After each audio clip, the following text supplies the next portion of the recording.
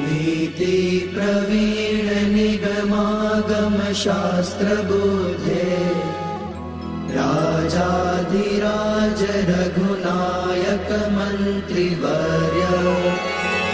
सिंदूर चर्चित कलेवर नेष्ठिकेन्द्र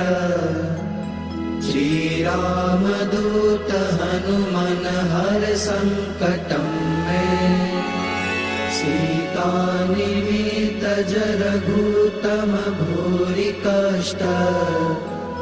प्रोत्सारणे कक सहाय हतास्त्र पौध निर्दग्धया तु पतिहाटक राजधाने श्री रामदूत हनुमन हर संकटं मे।